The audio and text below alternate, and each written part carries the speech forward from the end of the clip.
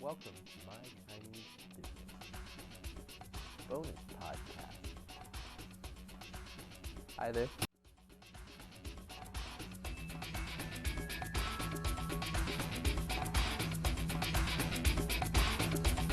Because I just got off the phone. I was talking to my Chinese friend for the last hour on QQ.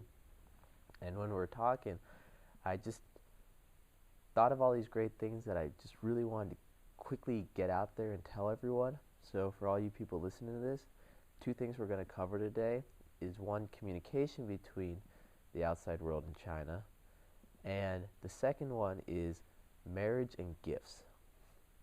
Okay, so let's start with the first one. I tried originally contacting her on Skype and the connection just wasn't working. We got dropped several times, the video never worked, and actually this is quite common.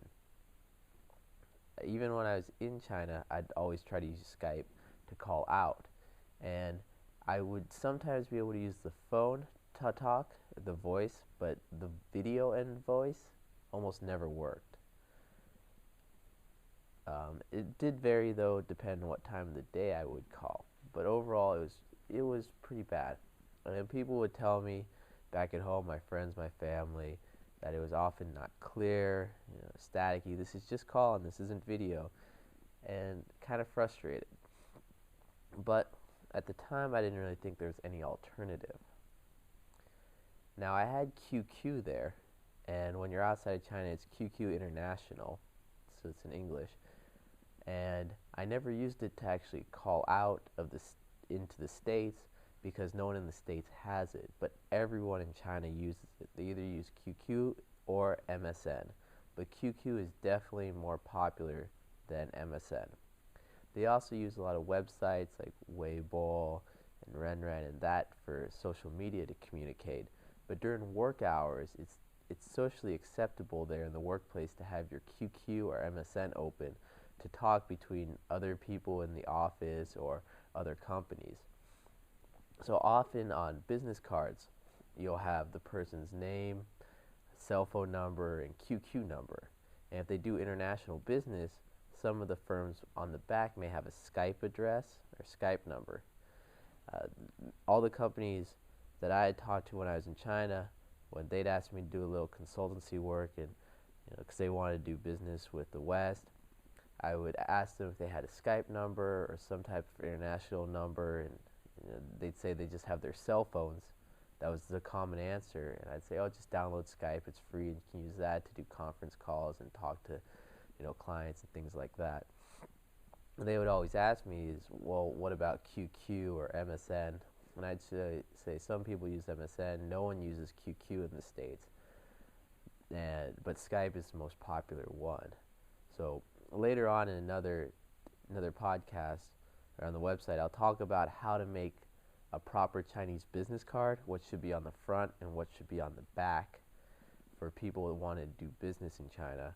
I often notice people have information on their American cards. They'll use the exact same cards that don't really work in China. What I mean by that is they could put a Skype, but no one really knows what Skype is, the majority of people. They could just have an English name where they should have a Chinese name as well. There's a lot of things that people do wrong on their business cards. But we'll talk about it another time. But for right now, I just want everyone to know that for communication in and out of China, for some reason, QQ seems to work a little bit better. I mean, today when I was talking to my friend, I'd called her on Skype to call her cell phone to ask her to go on Skype, and we talked, and we just kept getting dropped, and then I suggested let's try QQ, and the call was perfect. We had video, we had everything, there was no problems. Right now I'm wishing that when I was living there and I was calling home every couple days that everyone in the States had QQ instead of Skype, because who knows, maybe it would work, had been clearer. The pricing, it's not like Skype, it's free to do video, texting free. There's not an option that I know of to actually buy credit to call people's personal cell phones. If there are ways to set it up So you can text cell phones in China through this one website, kind of like Twitter in a way. It's a direct text. I don't know if there's a way to do that with the States, but for just talking, you may want to use Skype then to call the cell phone to get them to go online, and then after that use QQ to communicate. The second thing I want to talk about is the whole conversation. I mean, about 45 minutes of the hour conversation was just on one of our mutual friends may be getting married. And the problem is my friend, it's her best friend. They've known each other for years. They, lived together in the college dorms. Even, they weren't in the same major, same classes. They got a room off campus together because they wanted to live together. I mean, they've just known each other forever. And the problem with this is my friend doesn't really have much money. In fact, she has to, borrow on a credit card every month to pay the rent before she gets her paycheck, and then pays, the credit card back on the paycheck because it doesn't align itself well with rent and her paycheck.